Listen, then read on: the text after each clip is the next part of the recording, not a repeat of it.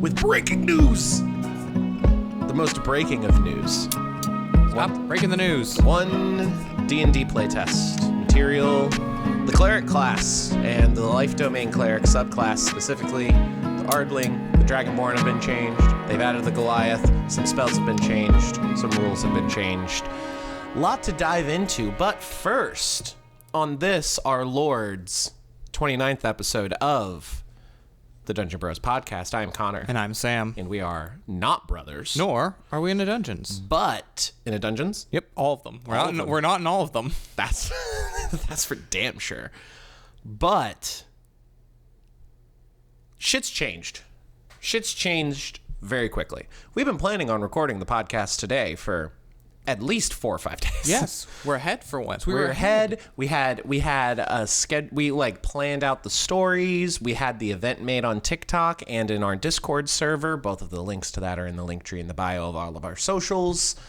We had a plan. We had stories. We were going to talk about this fucked up trend where there's several news outlets that are equating Russian warmongering spies on social media warmongers that are tied to Russian assets of some kind, equating them and naming them simply as fans of Dungeons and Dragons for some godforsaken reason. Satanic Panic 2022. But we don't get to talk about that anymore. We'll probably save that for the next episode of the podcast. Yeah. But now we're going to talk about One D&D, a new Cleric Unearthed Arcana, as well as some updates from our Is It Going to Have an OGL story, and some new D&D releases. But Sam, how you been? A little rough. Did not sleep well last night due to the fact that it is now cold and flu season. Yes, it is. Indeed. Now, interesting. Ooh, this is gonna be hot take here. Hot take. It's called stealing. There has already been, I believe I saw a report earlier today on the Twitter that there's already been 3,000 cases of flu that have caused death this year. A friendly reminder that in 2022, inexplicably, there were zero. Or sorry, in 2020. There you go. 2020 and in 2021, there were like a dozen, maybe, total between the 2 years. And now there's 3,000. So remember that when you look at COVID death numbers. Still, it's like a 0.1% change, but a notable one nonetheless. It's because the flu can strike before 10 p.m. Oh, yeah. Yeah, the flu, no, it's after 10 p.m. that the flu can strike. Because you had to close the bars at 10 p.m. It's true. The flu is actually very, yes. It's very timely. Yes. It's all. Yeah, COVID only showed up to work from 10 p.m. Yeah, a real night graveyard shift. Yeah. And we all know that third shift life. Yeah. Oh, it's rough. It's not a fun time. But some little housekeeping things. Normally we have the D&D draft, but due to the quantity of shit we got to talk about today, we will be skipping the D&D draft this week. Last week's draft was Vidya Games. The lists for Sam's team was Minecraft, Skyrim, Apex Legends, Assassin's Creed 2, Jesus, and Bloodborne. My team was the Tetris, the Call of Duty Modern Warfare 2, original, not new one, Pokemon Emerald, Final Fantasy 7, and Kingdom Hearts 2 Final Mix. And yet again, some bullshit, Sam won by a split of 60-40. It was close. The current running total is Sam is building upon his lead, 3-1-1. And now I'm not one to brag. It's a tough time. It's a tough time out. It's a tough time out here. It's a tough time. We want to shout out the Discord server. We just did a giveaway. I don't personally like announcing Discord giveaways on other social media because it's for the people in our community. We had a couple of Brothers War pre-release codes for Magic the Gathering arenas that we could not use, and so we gave those away to 2 users on the Discord, Lelebug01 and Scyther. And we gave away a Kit Bashed Mini that we tried to give away for our good friend Papa Lycan to help support a friend of his who was going through a tough time. And the winner of that prize never got back to us. So now it is going to shadow me in the Discord server. Congratulations to you three. Always a wonderful time. We want to do more giveaways and more activities in the Discord. We would really appreciate ideas for that.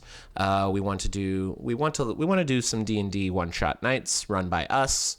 Some spell table, playing Magic the Gathering. Yes, maybe like a community like D&D trivia game. We've seen that done before. It's very easy to do that stuff. Bare knuckle boxing. Bare knuckle boxing, chess boxing. Have you heard of chess boxing? No. It's where it's a great sport where there's two guys, and for the amount of time that a round of boxing would last, they play chess. And then after that round, they do a round of boxing, and then after that round, they do a round of chess. Interesting. And the match ends when you either knock out your opponent or checkmate them. Interesting. It is awesome. Unfortunately, I'm not good at chess, so and cool. I don't like getting hits. So it is the craziest thing imaginable. But this is not a chess boxing podcast. This is ostensibly a Dungeons and Dragons podcast. Recently, there have been some fears of mine that we would slowly transition to a Magic the Gathering podcast. But fear not. We are. If you're not, good listener. We are a Dungeons and Dragons podcast. Now, a brand new One D&D Unearthed Arcana playtest material has surfaced for us on this December 1st. The period you have to review and playtest before they will start accepting feedback, that begins on December 21st, right before Christmas. This is the Cleric and Revised Species. We get to the entirety of the Cleric Class, as well as the Life Domain subclass for the Cleric. It does not include the Druid and the Paladin, which are part of the Priest's class group, I believe as they call it. Yeah, class group. We get the Dragonborn and the Ardling, which are revised from the original character's origins. Later on, after we go over this, we're going to talk about the results of the character's origins feedback, which they did a 40-minute interview talking about the results of that, and highly positive, but a couple of things that they are going to work on and change. Then they added the Goliath as a race option, so the Goliath will likely be added to the player's handbook as an option. And then there are some rule changes as well as spell changes as well. But we're just going to dive right in. All right. And a little bit of a hint. Between the posting of this podcast and the next episode 30 of the podcast, we're going to be doing an interview and discussion with a good personal friend of mine and content creator friend, Norb. He is Feltheleb on YouTube, over 3,000 subscribers. Currently now doing a new live play game with Joe Cat. Oh, okay. Yeah, so good for him. We're going to have him on to talk about the clerics and about him as well. But that'll likely come out between episode 29 and episode 30 as a bonus episode. Maybe after episode 30 if we take a while to get it edited. Anyway. Let's dive right in. The Cleric Class. It is in the Priest group. Its primary ability is still Wisdom. The lore is effectively unchanged. Cleric's a cleric. The Cleric is the Cleric. One thing about the Cleric in the 2014 Player's Handbook, there are a lot of dead levels where you are just getting a spell progression. Now, the only dead levels, quote unquote, where you're not getting a feature are 13th, 15th, and 17th. Every other level, you are getting an important feature for this class, and that is awesome. Hit points, proficiencies, armor training, all of that is the same. Starting equipment, chain shirt, holy symbol, mace, shield, priest pack, 7 gold pieces. It effectively unchanged. The big change for the cleric. You no longer get your cleric divine domain, aka the subclass, at level 1. You now get it at level 3. They're standardizing that across all of the classes. Now, posted a video earlier, and in the comments, some creator friends were giving their 2 cents. Dungeon Mistress Paula is a big fan of Dungeon Mistress Paula on the TikToks. Is a big fan of third level subclasses instead of the first level subclasses, making it a lot easier for newer players to get into it. And that was part of the design philosophy about why they wanted to make that change. Professor D&D, who we've had and done an interview with as a previous bonus episode, really big fan of the first level subclass, is a bit skeptical of that change. I am a little bit too. The cleric is like the PHB Cleric from 2014 is like the best multi-class class. Just a 1-level dip into the Cleric is extremely valuable. That and like the Hexblade Warlock, as we've discussed previously on the podcast. Very good first level dips, but no more. The first level features of the Cleric class now are spellcasting. It is still a prepared spellcaster. It gets access to the entire divine list. Can prepare 3 cantrips to start and 2 first level spells. The other one, they have moved the Channel Divinity to the first level, and there are 2 Channel Divinity options available to every cleric. You get a number of Channel Divinities equal to your proficiency bonus, and you regain them on a long rest. The DC for these equals your spell save DC. The first one is the Divine Spark. As a magic action, you point your holy symbol at another creature you can see within 30 feet of yourself. You roll a number of d8s equal to your proficiency bonus and add the rolls together. You either restore hit points to the creature equal to the total, or force the creature to make a Constitution saving throw, taking radiant damage equal to the roll on a failed save, or half that much damage rounded down on a successful save. This is a brand new feature, and I love it. What do you think? Oh, I haven't talked in quite a few minutes now. Yeah, as we were saying, we were talking about this earlier, and having the ability to not have necessarily a spell casting way to heal. It's beneficial all across the board, especially at lower levels when, well, do I want to take this healing spell or do I want to have one? When there are so many other, especially Cleric. Cleric has a very good spell list. Even now with access to all divine spells, it's even wider now. Absolutely. The damage aspect of this, it has its place, I'm sure, but I don't see, if I were to play this version of Cleric, I don't see myself using it that often. Yeah, I agree. The damage is neat. At higher levels, though, a Channel Divinity being able to do 4d8, 5d8, just without a spell slot is pretty great. Sure, if you're trying to save that spell slot for something or you're out, especially at higher levels of play, you can run out of spell slots.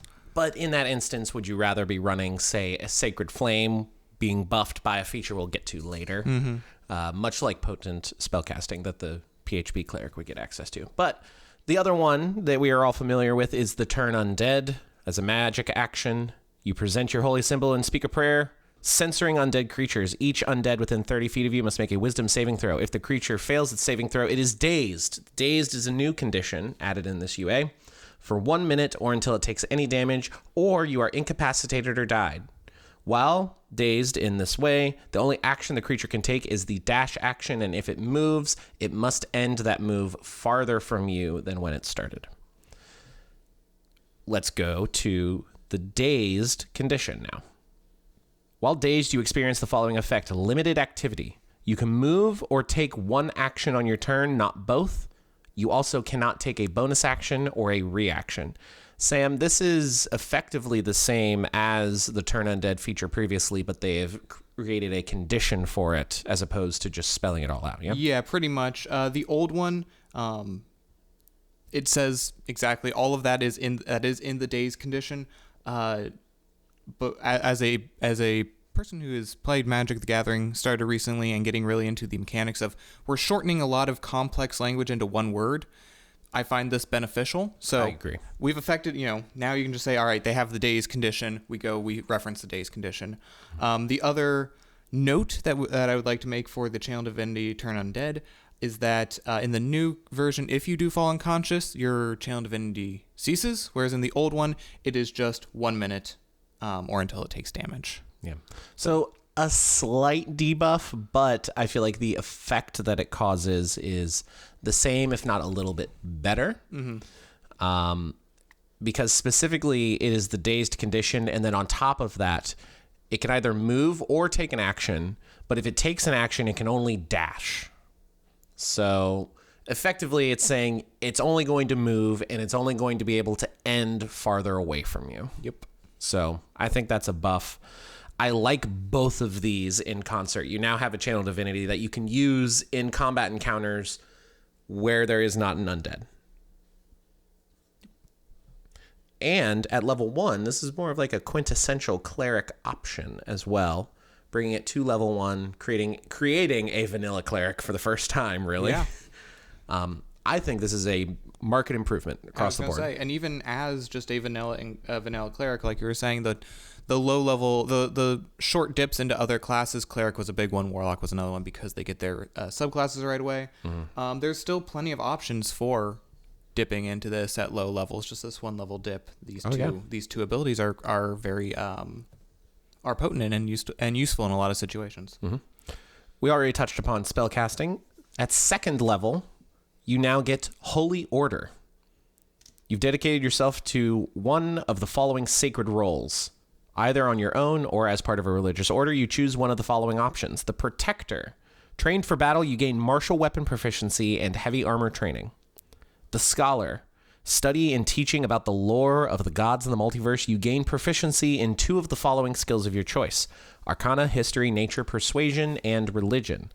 Whenever you make an ability check using either of those skills, you gain a bonus to the check equal to your wisdom modifier.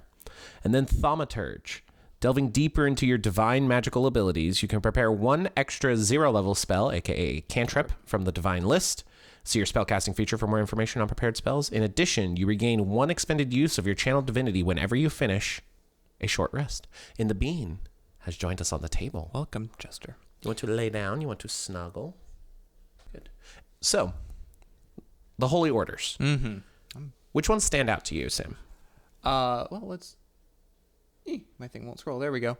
So the Protector is, I think, something that just a lot of people have asked for. Why can't this cleric that I have, why does it have to be a Forge cleric to wear heavy armor? Why does it have to be a War cleric? So just being able to add that if you want a more martial cleric without taking one of the necessarily more martial cleric subclasses is good. The Scholar, if you need a skill, what do they call well, this is like they alluded to the experts classes having expertise. This is kind of an expertise light in a way. They're kind of giving you the ability to reach into a different other class group, like you're saying, where they can be a little bit more that warrior class or that expert class, or with the Thaumaturge, getting an extra cantrip and more uses of your divine channel divinity, reaching into that more magic-y class. Yeah, more of the the mage class group. Yeah, I think so. Yeah, I'm a big fan of these. Yeah. I mean, at level 2, getting 4 uses of that new divine spark channel divinity to heal, and now because you have more uses of it, you can more freely use it as a damaging option as well if you so chose. At level 2, that damage option is actually fairly reliable and a pretty good option compared. Yeah, I think all of these together, they could have just thrown like fighting styles in here. You can, but I think that these are unique, and I would like to see more. Absolutely. This is awesome. This is totally setting up a Xanathar style expansion down the road of adding new Holy Order options. It's great that you don't have to be shoehorned into a play style in a particular divine domain either now, because if you look at the Life Domain Cleric in the PHB from 2014, it has heavy armor proficiency and divine strikes. So it's wanting you to be up more close in melee, but then also be like a backline healer kind of type. So it's got a little bit of conflicting ideology there. And if you want that, you can still do that in One D&D's playtest, but you don't have to now. Now you can get options for better spellcasting, or if you want to be more a utility character and have more skill proficiencies, you can choose that as well. It's just more variety and more options without being super overwhelming. Big fan. At 3rd level, you choose your cleric subclass.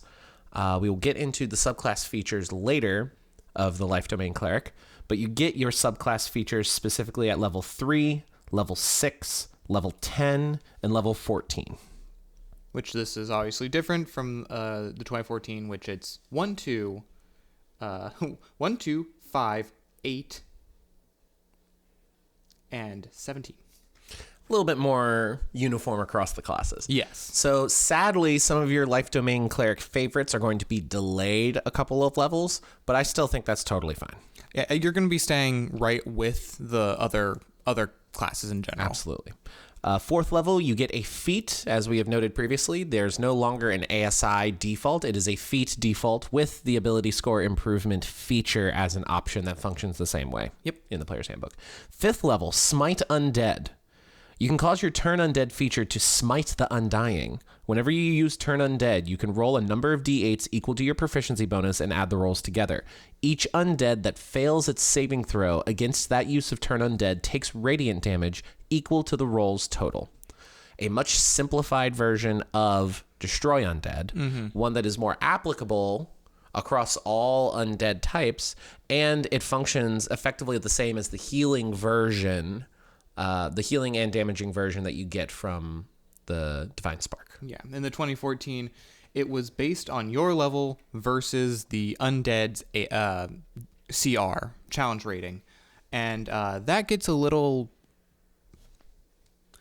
It goes away. It's a little ethereal. There, exactly, especially since I know if I'm preparing, as a DM, if I'm preparing an undead, I don't necessarily write down the CR when I'm writing down the important information. Oh, not at all. And not everyone just refers to a book page. They like to type out shorthand themselves. Or if they create their own thing, their own yeah. undead. Well, maybe they are at 11th level, and I created this kind of hard thing, but it could be is it under a CR2? I don't know. Yeah, CR, it's also one of those, it's not a cut and dry system. It's very fluid in and of itself, of its own design. So I like this. It's a lot more streamlined, a lot more standard. Big fan of that change. 6th level, we get the subclass feature. 7th level, Blessed Strikes. Divine Phallic? Yes, Divine Phallics. Jeez, I cannot speak today. Divine Power infuses you in battle.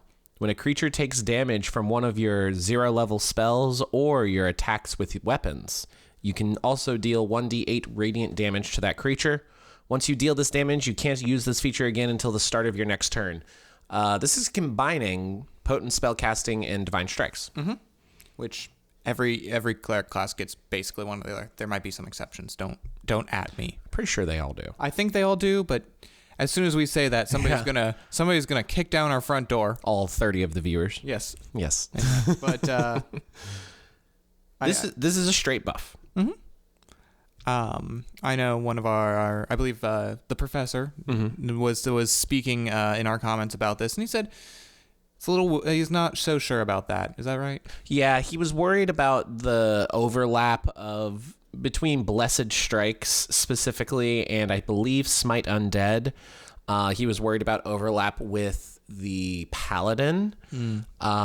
Thankfully, in my opinion, I would disagree with that simply because the Blessed Strike is just exactly the same as the Divine Strike, but you also get that damage for spellcast. It's actually probably going to average out more for spellcasting because I believe Potent Spellcasting was add your Wisdom modifier. I can look right here. Potent Spellcasting at 8th level when you add your Wisdom modifier to the damage you deal with any cleric cantrip. So this has a chance of doing more damage, and it's specifically radiant damage, so it's less likely to be resisted. And then Smite Undead is just an augmentation for the Turn Undead Channel Divinity. Yes. So you're not going to be able to stack these because the Channel Divinity requires the magic action to use. So I wouldn't worry too much about that personally. Yeah. But we love the professor. He's done a lot of custom classes, and he's done a lot of level 1 subclass stuff. He's really into the design of this kind of stuff. And I'm going to mention again that it's really hard to just look at this and say, yes, this is amazing. We have to be very gray about it because we're seeing it in isolation. We don't know what the Paladin subclass or the Paladin class will look like yet. Maybe they've completely overhauled it for some reason. I don't know. Gosh, I hope not. But so maybe this won't even interfere with theirs at all. Yeah. Anyway, moving on. Yes. 8th level, you get a feat again. 9th level, Holy Order. You get to select a second option from the Holy Order feature at level 2. So even more customizability.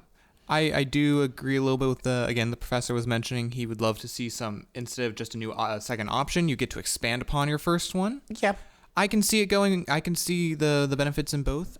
Yeah, I would be okay with it either way. But if we see anything, I think like the design of a lot of things we saw in some Unearthed Arcanas, like the Heroes of Krynn with the sorcerer and wizards, the subclasses are going to be more expounding as opposed to the main class, I think. I would certainly hope, because they did a long interview, about 20 minutes, talking about the cleric specifically in this UA, and they talk about the idea of wanting the vanilla version of a class to shine in its own right and have its own identity, and then the subclasses being an augmentation to that. That's also how they are approaching feats now, which we will get into later in the episode, specifically when it came to the uproar about the change to sharpshooter and great weapon master feats. Yeah. And how they want feats to be less of a must take for certain feats for certain classes and just an augmentation to the core class. So I'm all in favor of that. 10th level, you get your subclass feat. At 11th level, you get Divine Intervention. Just as before, it is going to be rolling a percentile dice. If the roll is equal to or lower than your cleric level, the divine power intervenes. The DM chooses the nature of this intervention, but they add that the effect of any divine spell is appropriate. So any spell from the divine list is basically an automatic, yep, you can do it. If the intervention occurs, you cannot use the feature again for 2d6 days. Otherwise, you can use it again after you finish a long rest. So this is bumped back one level. Instead of in 2014, it was a level 10 feature. And the only real difference is that it is a static number of days. It is 7 days if the feature succeeds in the 2014 version. Yep. So effectively unchanged. A little bit later, totally fine. Yep. 12th level, feat. 14th level, subclass feature. 16th level, feat. 18th level, Greater Divine Intervention. Your Divine Intervention automatically succeeds, no roll required, and you can use it again after 2d4 days instead of 2d6 days. Which used to be the 20th level feature. 19th level, you get a feat, and as with every class now, your 20th level, you gain an epic boon, or you gain an epic boon of fate, or another epic boon of your choice. They give a list of prepared cleric spell suggestions. Some of the big ones you know: Sacred Flame, Cure Wounds, Shield of Faith, Bless, Guiding Bolt, Hold Person, Spiritual Weapon, Guidance, Aid, all that. The cleric subclasses, the Life Domain Cleric. It has 2 third-level features. The first one are the domain spells. You get certain spells at certain levels as you level up. This is the same as the previous cleric classes. At 3rd level, you get Lesser Restoration and Prayer of Healing. At 5th level, you get Mass Healing Word and Revivify. At 7th level, you get Aura of Life and Death Ward. And at 9th level, you get Greater Restoration and Mass Cure Wounds. Yeah, this is a little different. Obviously, since you no longer have your subclass at level 1, you don't get 1st level domain spells. It's pretty similar. They just switched around, or they replaced one of in the domain spell list on each. Yeah. Lesser Restoration's the same. I believe it was Revivify is the same. Death Ward and Mass Cure Wounds are the same. Yes. Just a little bit of shifting of spells. I would argue not really a buff or debuff, just kind of a lateral move to different. I think more focused on the idea of healing, and because a couple of these have, a couple of 2014 ones are damaging or protection, where this is almost entirely healing. Which is totally fine. The whole point of the subclasses now is to direct the class in what direction it implies you to go. Yes. But you don't have to necessarily. The other 3rd level feature, Disciple of Life. Your healing spells are empowered by life itself. When a spell you cast with a spell slot restores hit points to a creature, that creature regains additional hit points on the turn you cast the spell. The additional hit points equal 2 plus the spell's level. The healing is effectively the same? Yes, the healing is an additional 2 HP whenever somebody receives magical healing from you. The difference is that now it is specified on the turn you cast the spell. And we've seen some creators who like to go, here's weird or big things or things to piss off your DM. They actually specifically mentioned this in the interview. Did they really? Well. Yeah, and it's the Goodberry spell, which normally grants you 1 HP when you eat it, and you cast it at the beginning of the day. You get 10, you can hand them out. But people have gone way up with this, have found out ways to give you just massive amounts of HP to the person eating the berry and yourself. Yeah. So using this on the turn it's cast really brings it down to in the heat of the moment. As they talked about in their interview, this was one of those, we changed the wording to get rules as intended and rules as written more cohesive. Because the intention was when you cast a healing spell on a creature, not create this healing item. Yeah. You know. At 6th level, they get to preserve life. You can use your channel divinity to heal a group of the critically injured. That is a weird sentence. As an action, you expend 1 use of your channel divinity, present your holy symbol, restoring a number of hit points equal to 5 times your cleric level. Choose any creatures within 30 feet of yourself. You can also choose yourself and divide those hit points among the chosen creatures. This feature can bring a creature's hit points to no more than half its hit point maximum. Effectively unchanged. They were much more dire with it. In 2014, it just says the badly injured. And other than that, the main change is you can also target yourself now. A nice little buff. Yeah, always good. Always good when a player asks, "Can I target myself with this?" Yeah, because that happens all the time. And a lot of the times it's one of those like, I mean, you are a willing creature. You are. But the one that always got me was Healing Word, because it's like, I mean, yeah, you can hear yourself. Do better, asshole. But yeah, 10th level, the Blessed Healer. The healing spells you cast on others heal you as well. When you cast a spell with a spell slot on another creature that restores hit points to it, you regain hit points equal to 2 plus the spell's level on the turn you cast the spell. Again, the wording to change it so that you can't do the Goodberry trick, and effectively unchanged. Just as a note, the Preserve Life and Blessed Healer are pushed back 4 levels. Yeah, so a bit of a setback there. In that regard, I wouldn't mind if they buffed them a little bit, like maybe Preserve Life. The feature cannot bring a creature's current hit points to no more than half. Like, just be like, whatever. Yeah, you can heal any amount, and then Blessed Healer, making it like, I don't know how you would buff that. Maybe just make it a flat, like 5 plus the spell's level instead. At 10th level, say at 10th level, you have access to, let's see, what is it? 5th level spells at that point. You cast a 5th level healing spell. 7 hit points to you is kind of so-so at 10th level. A nice little bonus, but not as much as you would like. Right. Maybe 2 times the spell level. I think that'd be a nice. Yeah, that'd be cool. A debuff at level 1, but but the rest of them would be a buff from there. Other than that, on here it does not note that you can't use these features on undead or construct as they do in 2014. Yep. I'm imagining that might be because we're seeing more construct and undead player races or player character options. Yeah.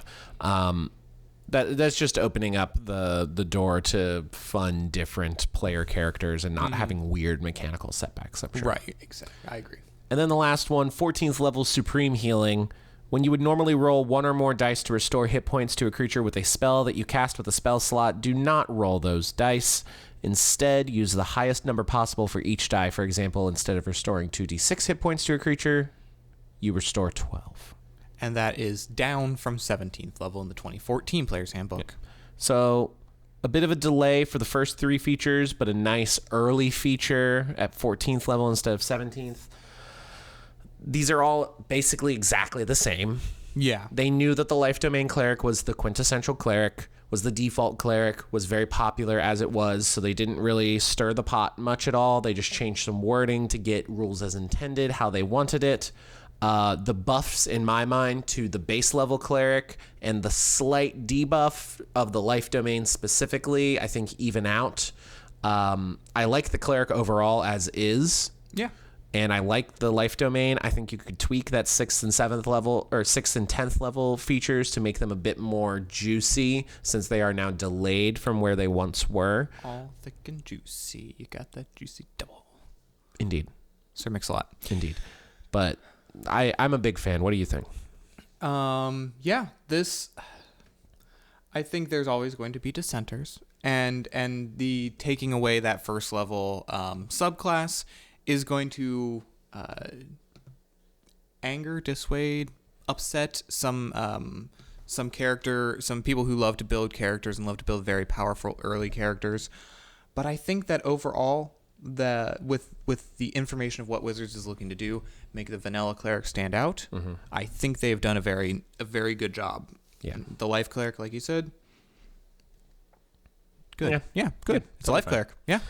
All right. Now there are 2 races that have been presented previously in the first Unearthed Arcana of character options. The Ardling and the Dragonborn have had major changes. The Ardling, creature type, size, speed, lifespan, all about the same. But specifically, they've changed the lore and all of the features pretty much. Yeah. It is now no longer a facsimile of the Aasimar, but they really doubled down on the beast folk nature of them.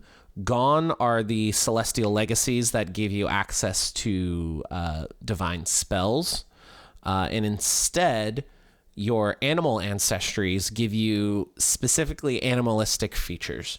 The main feature, animal ancestry, you descend from a celestial animal. You choose one of the ancestry types below, then choose one of the example animals listed for that ancestry or a similar type of animal. You gain the benefits of that ancestry, and your head resembles the head of the chosen animal. The climbers, for example, bear, cat, lizard, and squirrel. You have hooked claws, sharp nails, or a serpentine tail. As a result, you have a climb speed equal to your speed, and once per turn, when you deal damage with an unarmed strike to a target, you can increase the damage to that target by an amount equal to your proficiency bonus. Hello, monks. Yes. Congratulations. The flyers, bats, eagles, owls, and ravens. You have vestigial wings.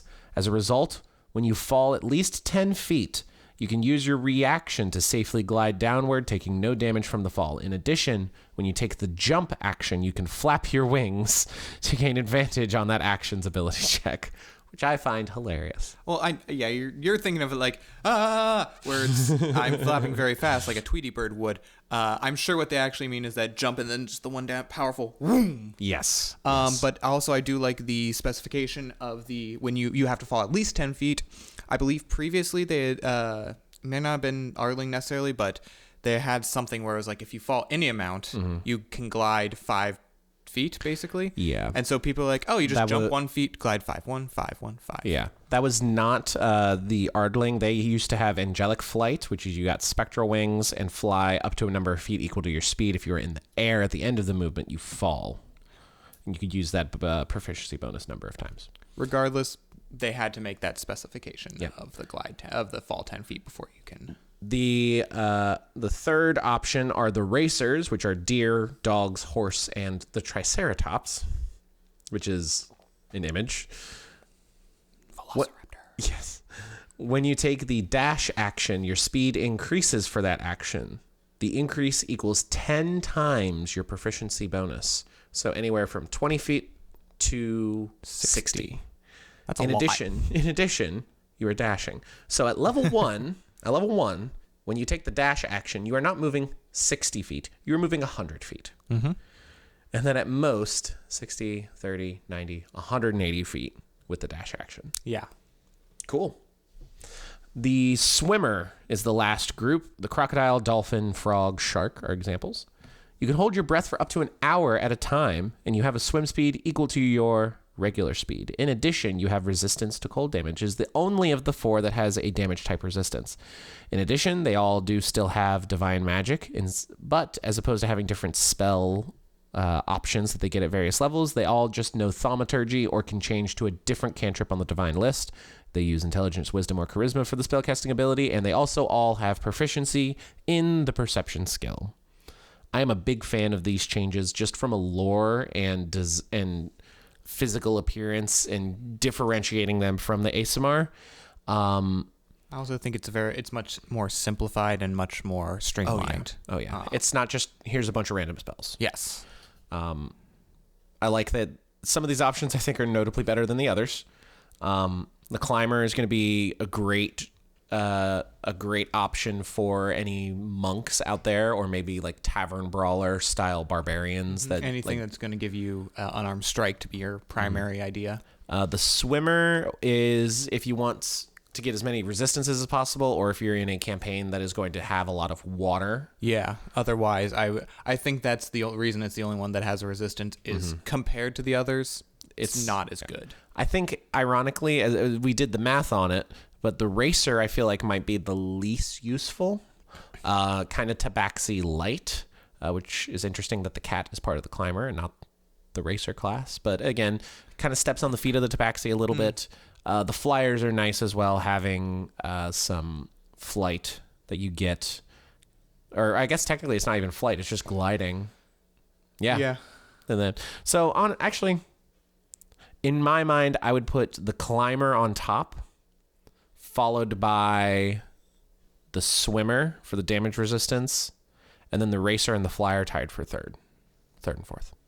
I would agree that the Climber is probably going to be the top. I would say the Racer or Swimmer, just depending on what kind of character a person wants to make. If they want to make the most mobile character ever, which a lot of people love to do, love to be the Flash, that's going to be one you're going to take. If you're the Racer with the mobile feat and like the Rogue where you can bonus action dash, that is going to be very speedy. Oh, yeah. Very, very speedy. Next, the Dragonborn. They talked about this in another video where they were talking about the Ardling, the Dragonborn, and the Goliath. The Dragonborn, they streamlined it, they changed up the breath weapon quite a bit, and they put it more in line with some of the design of the Fizban's Treasury of Dragons and Dragonborns. Creature type, size, speed, and lifespan are all the same. Draconic Ancestry is the same. You pick a dragon color, you get a damage type associated with it that affects your breath weapon and the damage resistance that you get. The breath weapon. When you take the attack action on your turn, you can replace one of your attacks with an exhalation of magical energy in either a 15-foot cone or a 30-foot line that is 5 feet wide. Each creature in that area must make a dexterity saving throw against a DC equal to 8 plus your con plus your proficiency bonus. On a failed save, that creature takes 1d10 damage of the type determined by your Draconic Ancestry trait. On a successful save, the creature takes half as much damage. This damage increases by 1d10 when you reach the following levels: 2d10 at level 5, 3d10 at level 11, and 4d10 at level 17. You can use your breath weapon a number of times equal to your proficiency bonus, and you regain all expended uses on a long rest. They also have the damage resistance, as previously spoken, the dark vision to 60 feet, which was the big addition that everyone wanted, and draconic flight. When you reach 5th level, you learn how to channel the magical energy of your draconic ancestry to give you temporary flight. As a bonus action, you sprout spectral wings on your back that last for 10 minutes or until you are incapacitated, or you can retract the wings as a bonus action. During that time, you have a fly speed equal to your regular speed. Your wings appear to be made of the same energy used by your breath weapon. Once you use this trait, you cannot use it again until you finish a long rest. This is the Dragonborn that I think we all want. Oh, yeah. I mean, I know you created a boon for your Dragonborn in one of your campaigns that is literally pretty much this. Yeah, just giving him flight effectively for 10 minutes. So this is... I was going to give him that boon. That campaign fizzled out, sadly. Yeah, that happens. But he was going to be getting that boon quite a many levels later, simply because where in the story they took to get to where they needed to be, he would have been like level 14 or 15 before he got it. But level 5, I think, is totally fine for this feature. That's the same times full spellcasters get access to the flash spell. That's true. Breath weapon getting the versatility of the cone and the line, standardizing the DC ability or the saving throw type across all of them, and it simply replaces one of the attacks so it doesn't take its own action just to activate it. Yeah, it really helps with if you're going to be a lot of a fighter character where you have multiple attacks and now you can replace one of these, especially that cone for crowd control. Like a lot of fighters and barbarians don't necessarily have a crowd control option. That's a good one, and and the damage increase as you level up. That is very nice. Is very nice. I mean, at level 5, you get extra attack. So now you can attack and then have a 2d10 cone or a 2d10 30-foot line, I think is... Oh, yeah. That's a great I kill you, and then everybody in the next 30 feet gets hurt. Great. I think that's... This is the Dragonborn that we want. I like it as is currently now. Very good job. It does dissuade a little from casters taking this as often because it is AGN, but that I don't see any problem with that necessarily when there's so many character options overall. But even then, it kind of doesn't, because you still get the 5th level flying, and you still get damage resistance, and you still get dark vision. True. So But there are other maybe more specialized ancestries. classes. Yes. More. Yeah. Yeah. But big fan, keep as is. The third race option that is added now for the first time in the UA, and presumably for the first time in the player's handbook, is the Goliath. Originally presented in, I believe, Volo's Guide to Monsters as a monstrous race option. Creature type, size, speed, and lifespan are all almost the same. Speed is now 35 feet instead of 30, so 5 more feet. Because they got long legs. They're big old giant boys. Tall boys. And gals. Oh, yes. Boys and girls. The big change. Giant Ancestry. You are descended from giants. You choose one of the following benefits. A supernatural boon from your ancestry. You can use the chosen benefit a number of times equal to your proficiency bonus, and you regain all expended uses on a long rest. They are for each of the 6 core types of dragons. 6 of each of the core types of giants. Cloud's Jaunt for the Cloud Giant. As a bonus action, you magically teleport up to 30 feet to an unoccupied space you can see. Fire's Burn for the Fire Giant. When you hit a target with an attack roll and deal damage to it, you can also deal 1d10 fire damage. Frost's Chill, the Frost Giant. When you hit a target with an attack roll and deal damage to it, you can also deal 1d6 cold damage to that target and reduce its speed by 10 feet until the start of your next turn. Hill's Tumble, the Hill Giant. When you hit a large or smaller creature with an attack roll and deal damage to it, you can knock that target prone. Stone's Endurance, the Stone Giant. When you take damage, you can use your reaction to roll a d12. Add your Constitution modifier to the roll and reduce the damage by the total. And then finally, the Storm's Thunder for the Storm Giant. When you take damage from a creature within 60 feet of you, you can use your reaction to deal 1d8 thunder damage to that creature. They also have Large Form. All of the Goliaths have this. Large Form. Starting at 5th level, you gain the ability to supernaturally grow. As a bonus action, you can change your size to large, provided you're in a big enough space. This transformation lasts for 10 minutes or until you end it as a bonus action. During that duration, you have advantage on strength checks, and your speed increases by 10 feet to a total of 45. Once you use this trait, you can't use it again until you finish a long rest. And then finally, they all have Powerful Build. You have advantage on any saving throw you make to end the grappled condition on yourself. You also count as 1 size larger for determining your carrying capacity and the weight you can push, drag, or lift. Sam. Yes. So, start with the giant ancestries. Like, this is cool. So previously the Goliath only had the Stone's Endurance. That's unchanged. Yeah. But you now get that as an option instead of a default that they all have. Yep. Going through the Cloud's Jaunt. That's one of the ones it's just a free Misty Step. It's a free Misty Step proficiency bonus number of times a day, which is great. 2 to 6, which is a lot. And at first level, you have this. First level, you can't cast Misty Step. Yeah. I think that is by far the best option. I agree. The Fire's Burn and Frost Chill, whatever. It's basically adding a cantrip to every one of your attacks, being Firebolt or Chill. Not every attack. Only a proficiency bonus number of times. So you get a free Firebolt or Ray Frost. Yes. The Hill's Tumble, man. That one's awesome. That's a chonky one for especially if you have more than one, or even just you with 2 attacks. A Goliath fighter, that first attack hits, and you force them to, or they don't even make a save. If they're large or smaller, you knock them prone. Yeah. And then your second attack has advantage, and then you can action surge for a third attack and a fourth attack, all at advantage. Yeah. If you're a paladin, you're more likely to, if you want to fish those crits for divine big smite. I mean, that's a great. Oh yeah. Not as great for the barbarian, where you can get on-demand advantage, but still good. And then the Storm's Thunder. I find it a little weird that like they just give the Cloud's Jaunt. Here you can just Misty Step around, whereas then they're like, all right, you get 1d8 instead of just giving them the Hellish Rebuke, which I believe is 2d8. Yeah, I would just give it a Hellish Rebuke. It's already fairly limited. It does give you a way to weaponize your reaction, which is always good. Always nice. Love that. But I think a 2d8 buff to that would be perfectly adequate. I think the Storm Giant of the 6 is probably the least because of that. Yeah. Stone's Endurance and the Storm Giant I would probably put at the same level at the bottom. Cloud's Jaunt at the top. Hill's tumble below that, and then the fire burn and frost chill are interchangeable depending on your preference. Yeah, I think I agree with that. The large form is basically the enlarge spell without the D4 extra damage to weapon attacks, which I think they could just add that in and be totally fine. Yeah, I'd be totally cool with that. Absolutely. And then powerful build is powerful build. We've seen powerful build for a while. And it affects the grappling. Yeah. So that's nice. Gotta love some grapple with their new grapple rules. Feats and epic boons. We do not have all of the feats listed. They do list the ability score improvement feat, showing it as a prerequisite of 4th level or higher, but other than that, it is unchanged. There are 3 new epic boons. The epic boon of fate, 20th level, you have to be a mage or a priest class group.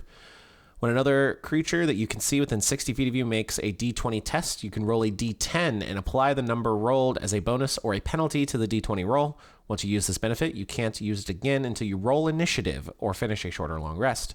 The difference to this one from the 2014 Dungeon Master's Guide is that it only recharged on a long rest. So now you just have more uses of it. More uses of it. And which seems appropriate for an epic. Yeah, for a 20th level boon. Yes. So you get it at least every combat. Yes. At least. The epic boon of spell recall, prerequisite 20, mage or priest group. You can cast any spell you have prepared without expending a spell slot, provided the spell is 5th level or lower. Once you do so, you can't use this benefit again until you finish a long rest. There are a lot of very good spells, 5th level and lower. The change from the 2014 again is that it was just any spell. Well, there you go. A little bit of a debuff, but again, not everybody's gonna get this thing. Epic boons were previously an option. Yeah, and I don't think most people even knew about them. Yeah, but now they are a choice feature at level 20. So, providing options. And then finally, epic boon of True Sight, 20th level only. For the priest group, you have True Sight to a range of 60 feet. True Sight is one of the things in the changelog for the rules glossary we'll get to momentarily. And that is unchanged, except they capitalized True Sight in this one. Oh, that's nice. Yeah, now it's a proper noun now. I still love the move of 20th level features being epic boons that you can choose. Yeah, I think that because we've a lot of the top level class features in 2014 were very dull. Oh my gosh, the worst. The 20th level ranger feature of being able to deal additional damage to your known favored enemy equal to your wisdom modifier as your 20th level feature hurts my fucking soul, man. That should have just been a part of it at level 1. Yeah. But these are great. More options. Great. Now for the rules glossary. This is, I want to note, and they note in the videos as well, the rules glossary it's all additive or replacing. Every time they're gonna take what was ever in the last one, put it in, and make their changes. Yes, and then add new things to it. So it will continue to grow. The most recent one is the most current rules glossary, and it is all encompassing. We're only gonna hit on the changelog ones because there's a lot of things in here. There are a lot of things. Just to run through, it is the aid spell, the attack action, specifically equipping weapons, the banishment spell, the grappled condition, the guidance spell, the influence action, which we chagrined quite a bit previously, the light weapon property, the long rest, the magic action, the prayer of healing spell, the priest pack, the resistance spell, the spiritual weapon spell, and true strike. First, the aid spell. 2nd level, divine abjuration spell. Casting time, 1 action, 30 feet, instantaneous verbal somatic material. Spell bolsters creatures, filling them with resolve. You choose up to 6 creatures within range. Each target gains 5 temporary hit points. When you cast the spell using a spell slot of 3rd level or higher, the temporary hit points increase by 5 for each slot level above 2nd. Previously, it was only 3 creatures, but instead of temporary, it was you boosted their current and maximum HP by 5. Yes. This is a decided debuff and not necessarily one that I'm in favor of. Yeah, unless they're changing the way temporary hit points work, I would much rather have... Previously, it was a very good spell for, I have three friends down, get back up. That's 3 instances of 5 hit points to get things up. Yes. The design philosophy around aid was always you cast it at the beginning of your day, and then your hit point max and your current hit points increase by 5. And that's just like a setup. You know you're going into a boss room kind of thing. It still does that. It is now temporary hit points instead of hit point maximum, so it's not as helpful for future healing, and it is now not helpful at all if you need to. The only time you would cast aid in combat if you need to get multiple people up from unconscious.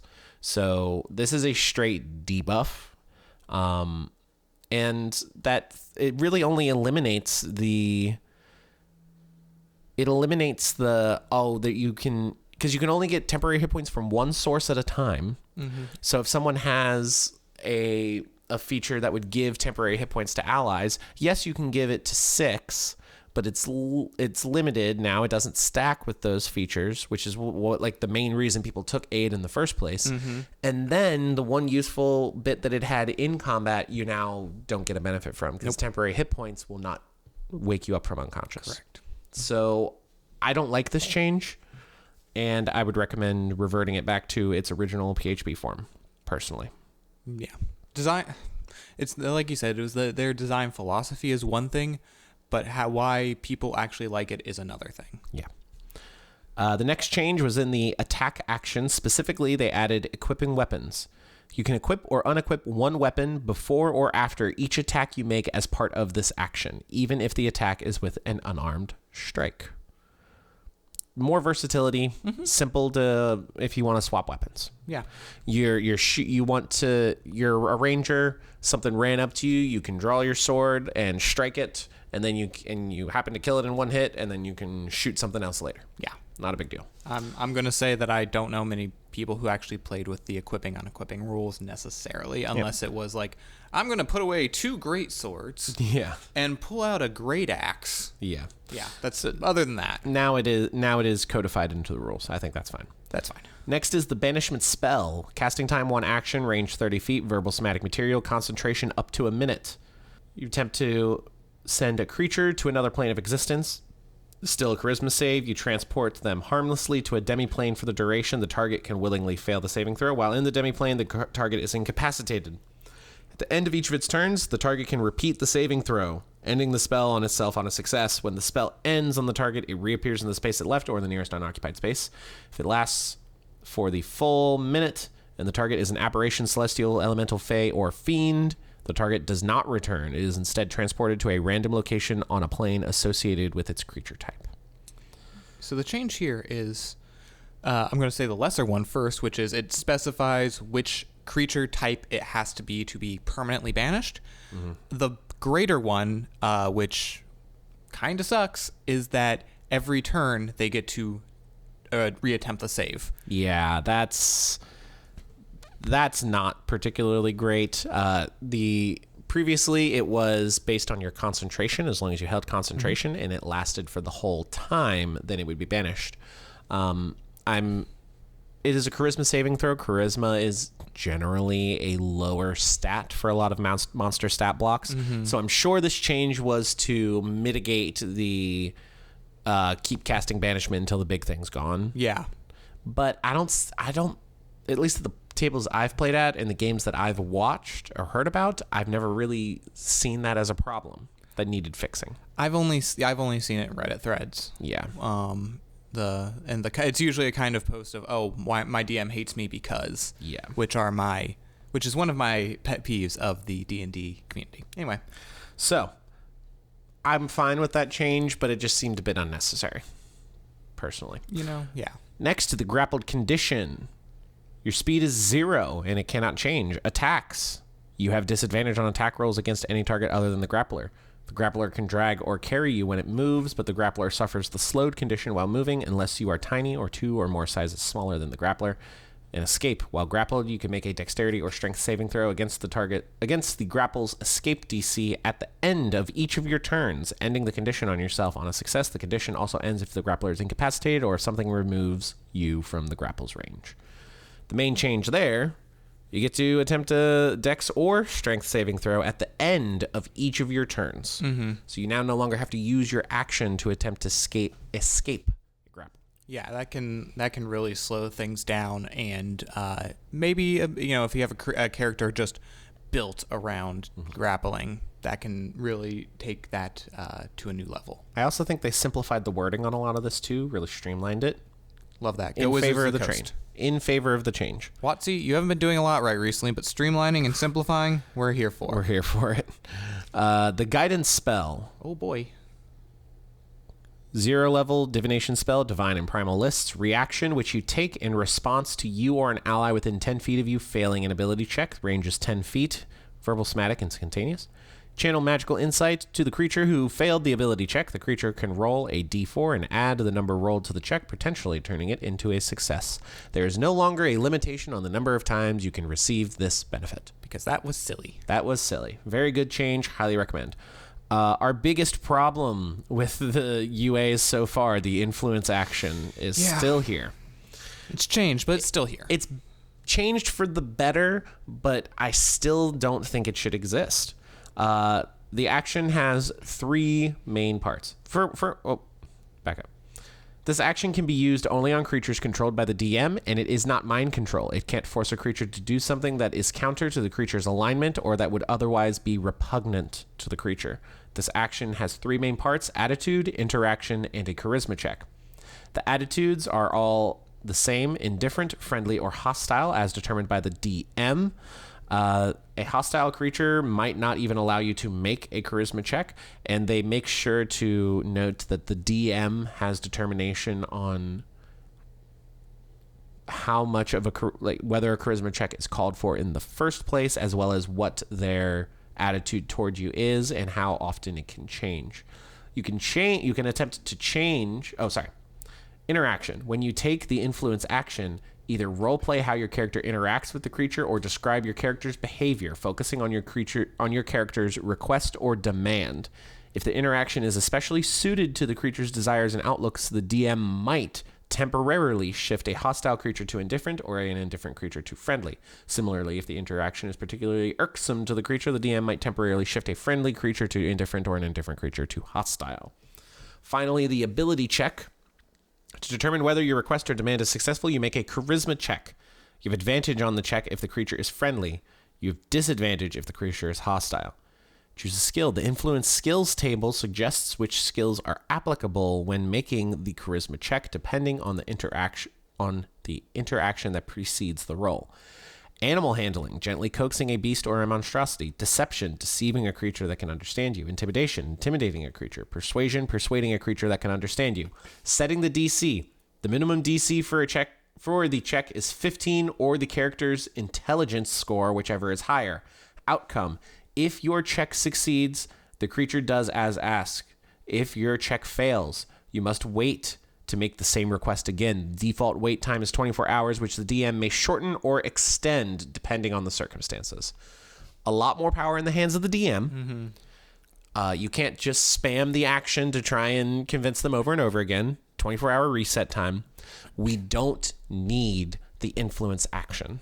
No, this is just a way to say you are allowed to ask your DM, hey, may I make a whatever check? Which is, a lot of people don't like that idea as GMs. They're like, no, I call for no. It's fine. Let your players ask to do a check. You can say no. That's totally fine. And now here's the thing, is this stuff is PHB stuff. If we put this in the DMG and said, hey, you're a new DM, here's a way that you might, want to start running interactions with, or for NPCs. But yeah, putting this into the player's handbook. I think I will say this is a marked improvement from its original introduction, where it really was I want to take the influence action to make it do what I want. Yeah. And now it has put a lot more control into the DM's hands, which we like. We do. I don't necessarily think this is the way we need to be going about social interactions and charisma checks, but that's a personal preference and opinion more than a mechanical fault. It previously was a mechanical fault. Now I think it is much less of a fault. Yes. Next, the light weapon property. When you take the attack action on your turn and attack with a light weapon in one hand and you have a light weapon in the other hand, you can make one extra attack as part of the same action. The extra attack must be made with the light weapon in the other hand, and you don't add your ability modifier to the extra attack's damage. You make this extra attack only once on each of your turns. For example, if you take the attack action on your turn, you have a short sword in one hand and a dagger in the other, each of which has the light property. You can make one attack with each weapon, but you don't add your strength or dexterity modifier to the damage roll of the second weapon. Streamline the wording. I still like that the dual weapon fighting is a single action instead of an action and a bonus action. Yeah. All good here. Great. Long rest. They've kind of streamlined and codified all of the specifics of the long rest. During a long rest, you sleep for at least 6 hours and perform no more than 2 hours of light activity such as reading, talking, eating, or standing watch. To start a long rest, you have to have at least 1 hit point. If you finish a long rest, you gain the following benefits. You regain all HP, you regain all hit dice, your maximum HP is restored, your ability scores are restored, had they been reduced. Your exhaustion is reduced by 1. After you finish a long rest, you must wait at least 16 hours before starting another one. The change was it was in the last Arcana, it was 24 hours, which means you would have to stay up for an entire day cycle before you could take another one. Yeah, you'd be sleeping 8 hours separate from the previous day. Like, it was just a weird thing. They were like, let's do the proper math. But this is fine. And then interrupting the rest. Long rest is stopped by the following interruptions. Combat, casting a spell other than a cantrip. 1 hour of walking or other physical exertion.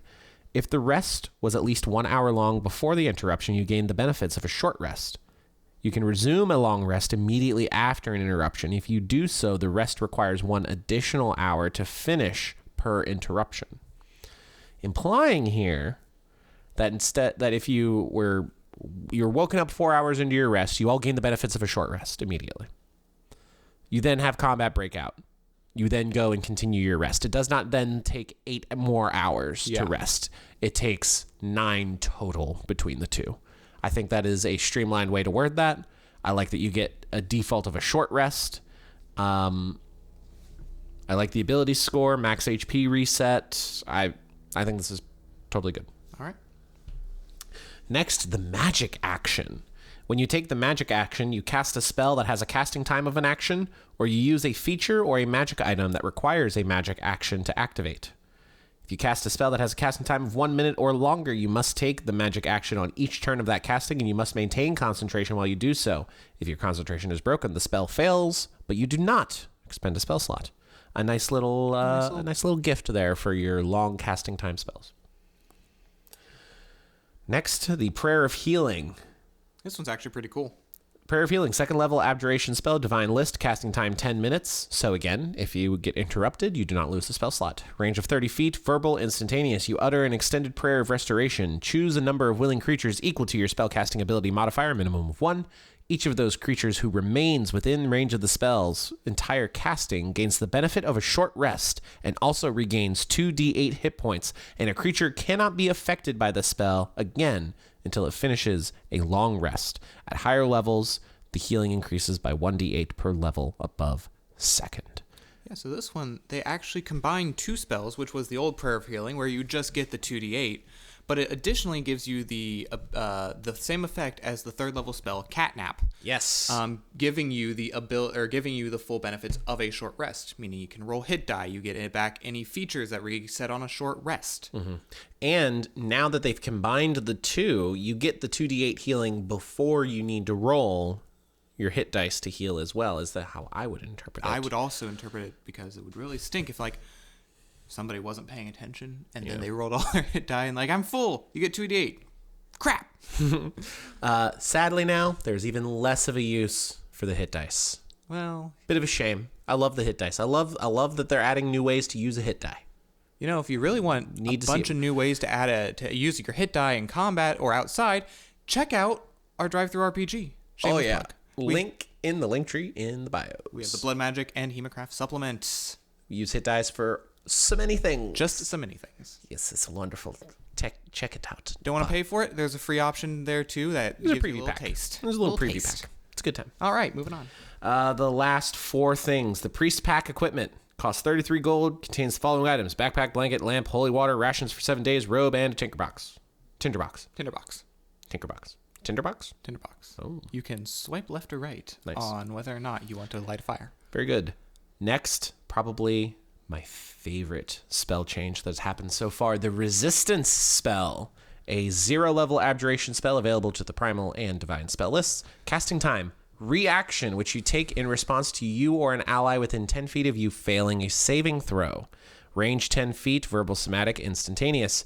You channel magical protection to the creature who failed the saving throw. That creature can roll a d4 and add the number rolled to the save, potentially turning it to a success. This is guidance for saving throws and straight up a massive buff to the resistance spell. Previously, it was an action to cast, it was touch, and it was concentration.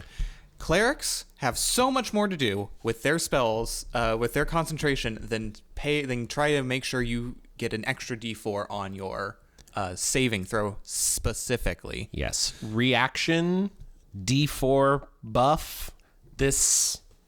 I am all in favor of this. I'm good with this as is. It takes it from the never pick to the, yeah, you should probably take it. Yeah. Big fan. Big fan. Spiritual weapon is also changed. Sadly. Yep. Second level evocation spell available to the divine spell list. Casting time of a bonus action. Range of 60 feet. Verbal, somatic, concentration. Up to a minute.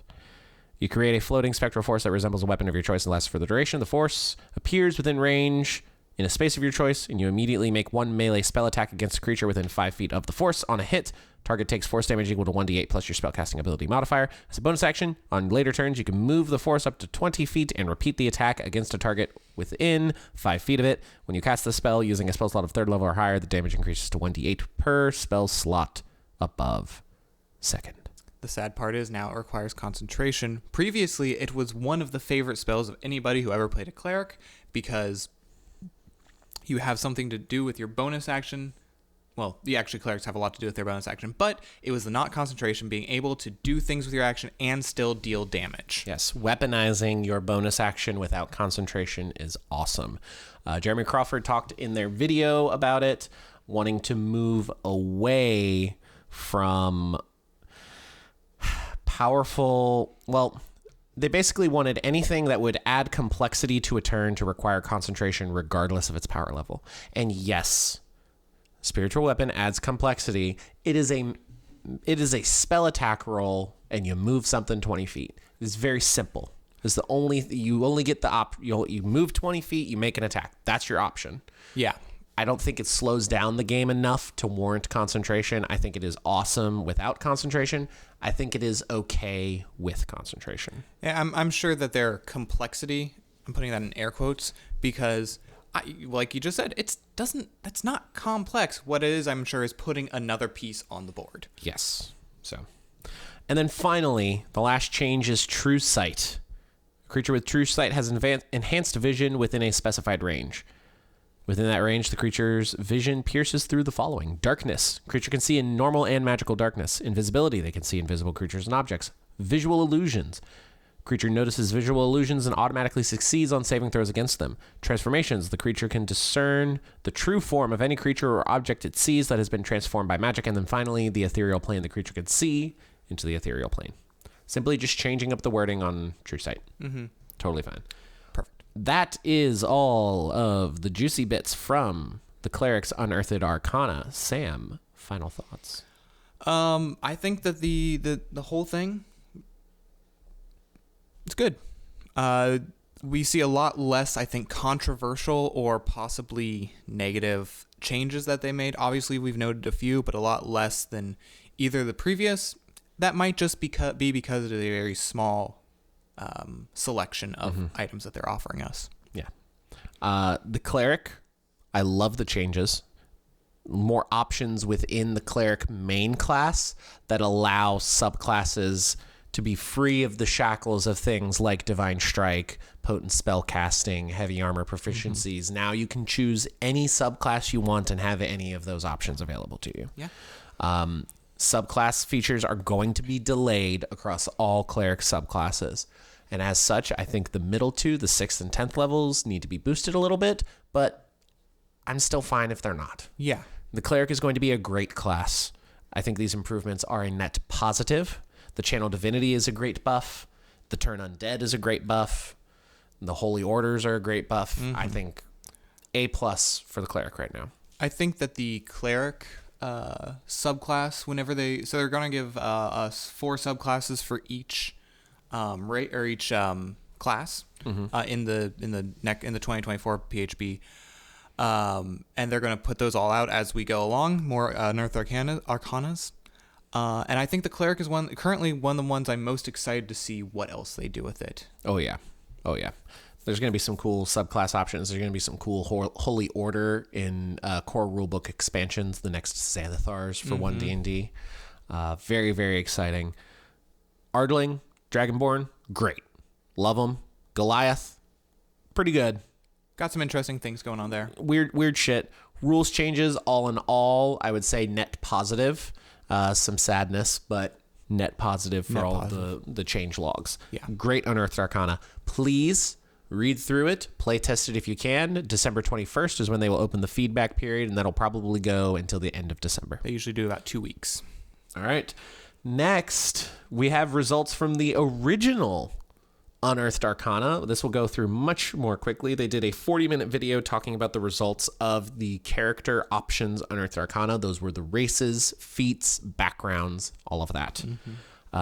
They wanted to note there were about 40,000 respondents. It's a lot. Which is way higher than the number they would get for normal Unearthed Arcanas, as well as what they got when they were playtesting for 5th edition back in the day. They also go through a scale based on satisfaction. Oh, big bean stretch. Oh my goodness. Big old stretch. They go through percentages based on satisfaction for various features and abilities. The general rules for that are 80+% are good as is with minimal changes or no changes at all. The community really likes them as it is. 70% is the community likes it. There should be a little bit of a change maybe. So they like the idea of something, maybe not the specifics of it. They try to aim for everything being 70% approval, satisfaction, or higher. 60 to 70 requires some major changes and maybe scrap depending on how major the changes need to be. 50% to 60 is likely to be scrapped, but there might be a nugget in there they can use for something else. 40% and less are buy, see ya, wouldn't want to be ya, disintegrate, dust, done. Sam, what do you think was the highest satisfaction? We talked about this, so you know the answer. I know already. the answer. Is the backgrounds. The first level background feat, something the community has been asking for a long time, and they finally gave it. Mm-hmm. And I'm personally a big fan. I think they said 87% of people were positive about this. Yes, 87% satisfaction, which is like whoa, ridiculous. Like Jeremy Crawford said he knew it would be a positive, people would be satisfied with it, but he didn't realize how much people would like it. And he noted that there are people that don't choose to use feats at their table, and this system still allows you to not use feats, but it gives you some more customizability in your backgrounds and gives you a way to dip your toes into the feats system if you are unsure of it, which I am a big fan of. There were only 3 mechanics that were in the 60s. Everything in the first character options UA was, I believe, 64% or higher in satisfaction rating, which is surprisingly good. Yeah. The ones in the 60s were the D20 test, specifically not having critical hits for the Dungeon Master, and then natural 20s and 1s being auto successes and auto failures. That is what we talked about. Yes. The next 2 were the Ardling and the Dragonborn, which they have already addressed. Which he noted in that video. Yes. Oh, we'll have a waggles eyebrows a little bit for you in the new one. Based on what we've seen from the Cleric Unearthed Arcana, I think Ardling is going to be good now. I think Dragonborn is going to be good now. The D20 test, they had changed it in the Experts Unearthed Arcana. The natural 20 and natural 1 are no longer automatic successes and failures. It is. You instead get inspiration. Yes. For them. So the mechanics itself, back to the 2014 version with the addition of the inspiration, which this is trying to offer more freely to players. Again, all of the other mechanics are in the 70s to 80s satisfaction range, which is very, very good. Some more information that dropped in that interview. The Warrior Unearthed Arcana is going to have your info on weapons options. Much later after that, much later, you're going to get the home base building options, which they are calling the Bastion rules system. Each class is confirmed to only have 4 subclass options in the player's handbook. Eldritch Blast. It exists, but it is not on any of the major lists. And to parry off of that, some classes are going to have class-specific spell lists. They heard that, the Bard has access to the arcane spell list, but only spells from this, and this school of magic. So they want to create certain classes that are going to have specified spell lists that make that easier to digest. Presumably the Warlock being one of them. Yes. They also touched on the Sharpshooter and Great Weapon Master nerfs that have been going around. A lot of people did not like the removing of the option to take a -5 penalty to attack to get +10 to damage. They said they wanted to take those options out and are sticking by it. They didn't necessarily say that word for word, but it seems like they're going to stick by it. And it goes against their current design philosophy for feats, where they want a character to be supported by their class features and then allow feats to be augmentations instead of whereas the Sharpshooter and the Great Weapon Master feat for many for an archer or for a martial character seemed like kind of must-take feats to hit the maximum power curve possible. Yeah. I get that. I really, really hope, and they do mention that more powerful martial options are going to be available in the Weapons and Warriors Unearthed Arcanas. And I really hope that in those Unearthed Arcanas we see that power creep that we've been seeing with spellcasters in 5th edition. Yeah. Because in my mind, the power creep for martial classes is like a linear line straight up. It's just a predictable increase as you get higher, and then you plateau. Whereas spellcasters, it feels like a logarithmic curve where they get better faster as they level up. Yeah, that's and that inflection point I feel like is 5th level. Once you get above 5th level, spellcasters get a lot better, a lot quicker. Yeah, it's a classic complaint is I think it's exponential. Yeah. Exponential wizard and linear warrior.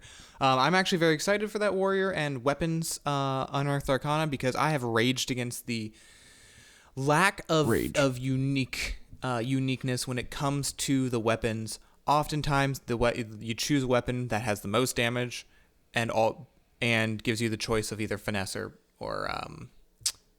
or regular. So you're basically, most characters should be playing with a longsword or a rapier, basically. Yeah. So as we see more, I hope that evolves and gives you a reason to want to play with specific weapon sets.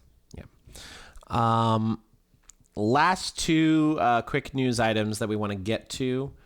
We were going to scrap all of the news, but these just kind of really fit in, and we should probably talk about them.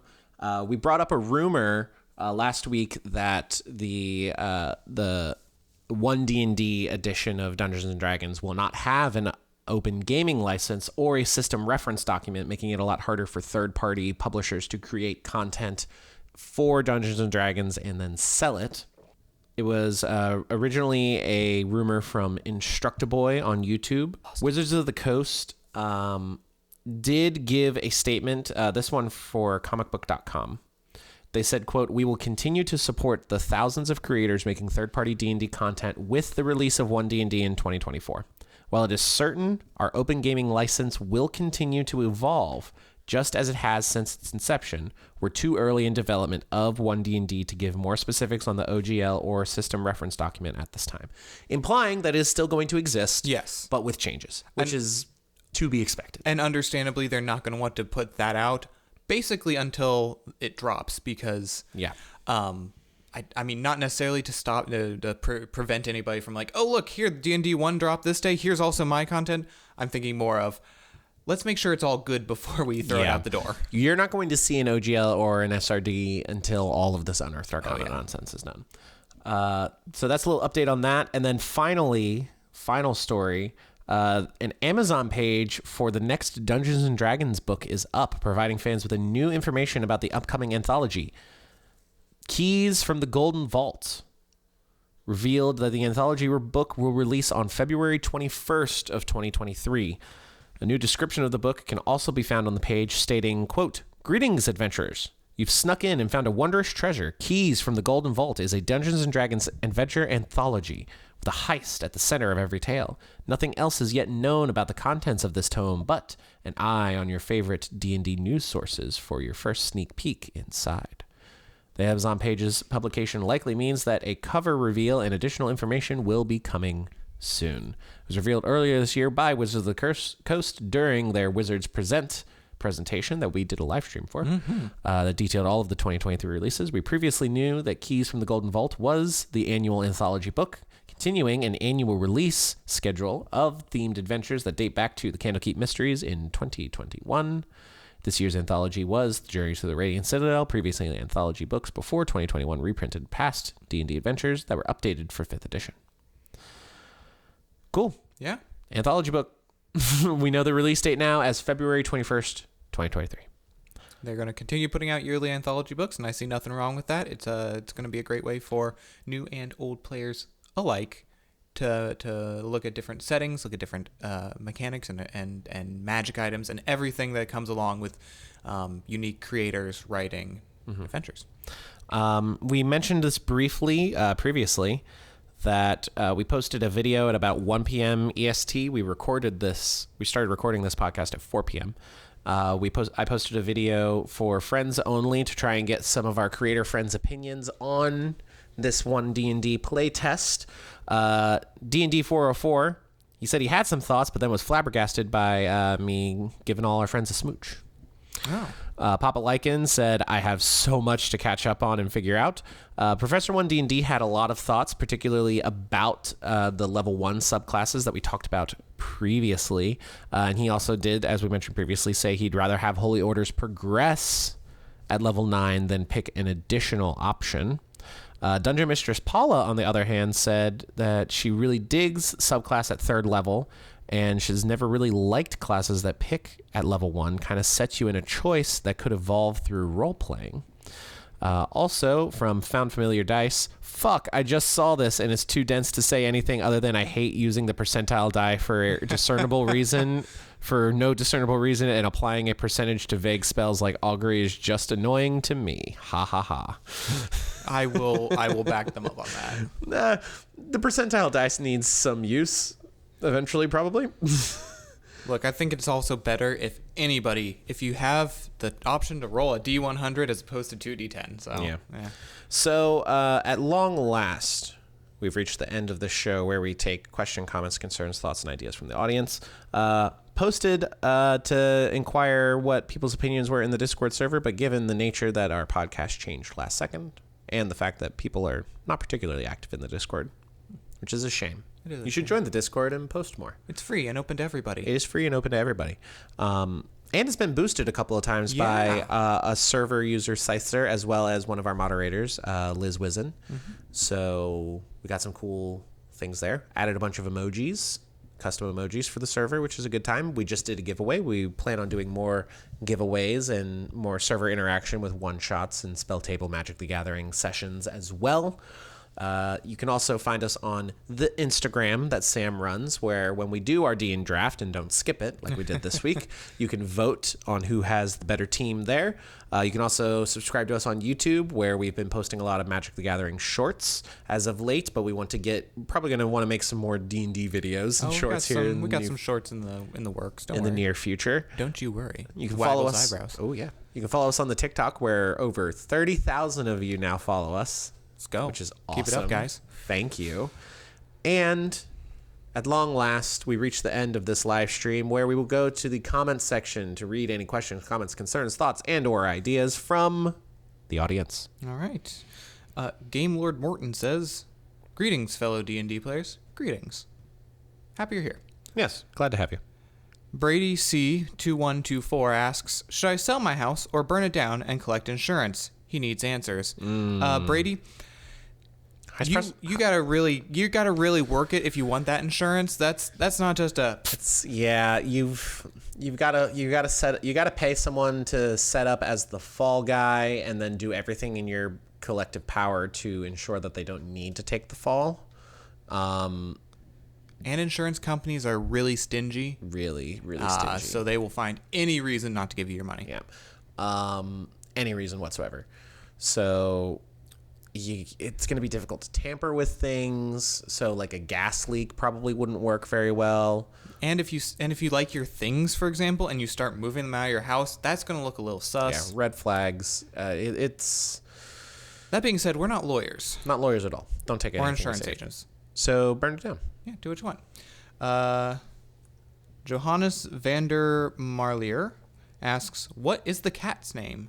Her name is Jester, named after the Campaign 2 cleric from Critical Role, Jester Lavore. And she's a little right nasty piece of shit, but right now she looks really fucking cute. If you're curious, this is her cat bed. There is a Easy Roller dice tray in there. The reason the Easy Roller dice tray is in there is because when I first got her and I got her this bed, she would not lay down in the bed. Instead, she would choose to lay in the dice tray, which used to be on this table, and then she would claw at it and is now covered in fur and has been ripped up quite a bit from her claws. So now we put the dice tray in the cat bed for the cat to sleep in the dice tray in the cat bed. Humanized Dot Panda says, my kitty has the same bed. You should get them a dice tray. You should get them a dice tray. They apparently really like that.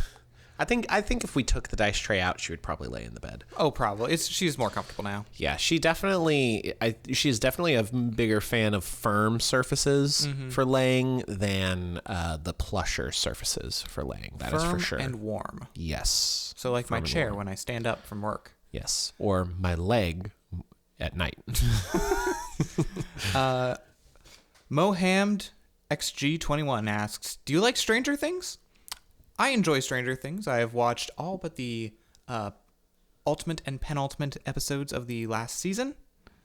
And I also play on a Kids on Bikes campaign, which, if you don't know, is a role-playing system that promotes playing a style of game such as Stranger Things or E.T., where you are normal people, kids, in a pre-cell phone era America. I watched the first season. It was fine. All right. Lord Longqua says, look, I'm finally here. And he didn't get the alert when we went live. Oh. Fight TikTok. The fuck? Fight the clock app. We're not allowed to say the clock app. Classic Chinese clock app, man. Yes. File it as a bug. Or join our Discord and you can... You always get the Discord notification when we make the event on Discord. If we are better at doing this, we're here for you, bud. Yeah. Gucci Gang Potato says, I don't know how serious a question I should ask. What's the adorable cat's name? Jester. Other than reading books page to page and playing, how else can I pick up on D&D quicker as a newbie? Great question. Listen to our podcast. Join our Discord server where there's many people that are willing to run first-time players. And the live play stream and video on demand scene on the internet is vast. You can find games. I learned first about D&D from a game channel called Node. They no longer do D&D games, but they do have a couple of short run campaigns. Each episode is about 20 to 40 minutes long, and each campaign is about 6 to 8 episodes, so a very low investment level of time. Of course, there's Critical Role, which is massive. It is massive. Dimension 20 is also very big. Their seasons and campaigns are much shorter, so more digestible. Two very different styles of games, and there's also a million other. Any of your major content creators that you like on TikTok or YouTube probably have a live play game of some kind as well. Yep. Or there are plenty of other styles of video, such as the D&D Shorts, his style of video, where it's here's some crazy things you can do, and that whether if you want to do them or not, you can learn some mechanics. Yep. There's great series of tutorials. One of them is, I believe, Don't Stop Thinking. He does an animated series of how to play D&D that's been around since the beginning of 5th edition. It's how I learned to play as well. Oh yeah. That's that. I think that is actually mostly how we learned to play, is watching. Back in the day, it was YouTube because we're old. YouTube's still relevant. Yeah. But now all the kids are on the clock app. Yes, they are. I mean, we sound like old people. We are literally on the clock app. We're the geriatric clock app users that aren't even 30 yet. Anyway, yeah. So we love just even now sitting down and listening to and watching D&D and content. Always a good time. Moonless Knight 1250 says, "Cat." Yes. Cat. Gucci Gang Potato comes back and says, how many GP to buy that cat some treats? Well, I've got a little pouch. She doesn't like the hard food treats. She doesn't like. She's not as big a fan of the crunchy foods. So we do a lot of wet food in the diet, which you're supposed to do for cats. But we do breakfast kibble and then dinner wet food, and then we have these little chicken paste tubes that she is fond of. But she does not like eating out of people's hands. So the chicken paste tube has to be squirted into a bowl for her to consume, which is a bit strange. But if you want to buy her one, we really care about more likes. Likes are always good, and the clock app also likes. There's you can do the diamonds thing. Yeah. Probably need to give 20,000 of those for a $5 treat, but So we'll just go with likes. Just like us. Likes are fine. We like you too. We'll take likes. All right. And they also say, can someone get the tiny mic for a cat? Can somebody get a tiny mic for the cat? I feel like they should be a part of this. Listen, most of the time, she is not one to love to sit in the cat bed. We set up the cat bed for every single podcast for her, and it is 20% of the time she'll join us, and it's usually right at the end when we're about to be done, and she just wants to cause chaos. Yes. She's been adorable for an hour. It's surprising. Yes, usually she is attacking the camera, attacking our feet, trying to knock over our waters. She's just a good little bean today. Also, she has some really weird takes on U.S. foreign policy that we don't really want her to give her a platform for. We don't, and not even to mention the cat supremacy. Her opinions on dogs are not to be heard by modern sensibilities at all.